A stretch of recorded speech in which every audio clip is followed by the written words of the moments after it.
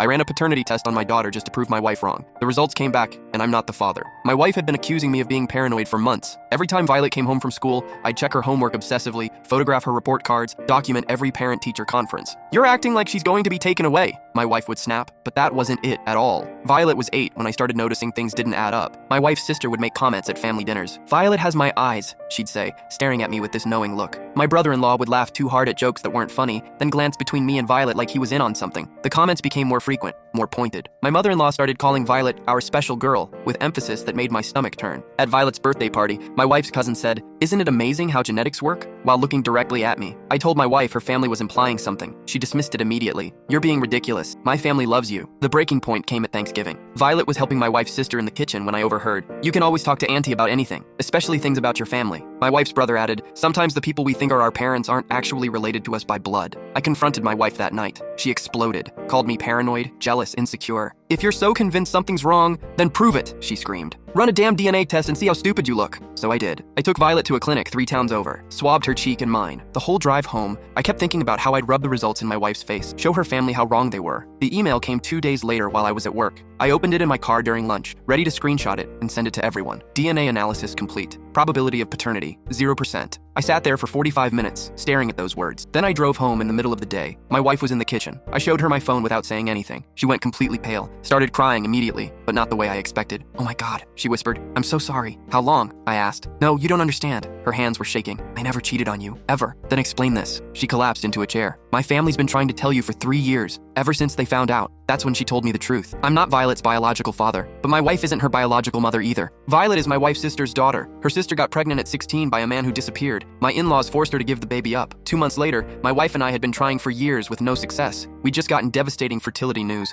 Her sister offered us Violet before the adoption was finalized. Private arrangement, all legal, but my wife's parents made one condition. I could never know. They thought I'd leave my wife if I knew she couldn't have biological children. Thought I'd reject Violet if I knew the truth. Everyone was trying to push me to tell you," my wife sobbed. "The comments, the hints, they felt guilty about lying to you." The room spun. "You've lied to me for 8 years. I was terrified of losing you," she said. "Both of you." I moved out that night, filed for divorce 2 weeks later. My lawyer said I had grounds for annulment based on fraud. But here's the thing that kept eating at me. Violet is still mine. I taught her to ride a bike, stayed up all night when she had the flu, read her bedtime stories in funny voices until she fell asleep. Every scraped knee, every nightmare, every first day of school, that was real. 6 months later, I sat in a coffee shop with my wife's sister. She cried and apologized, said she never wanted this situation. "Do you regret giving her to us?" I asked. "No," she said firmly. "You're her real father. Blood doesn't change that." I dropped the divorce last month. Not because I forgive my wife for the lie, maybe I never will, but because Violet deserves better than parents who can't figure this out. She deserves a father who shows up. The paternity test proved I'm not her biological father, but it didn't prove I'm not her dad.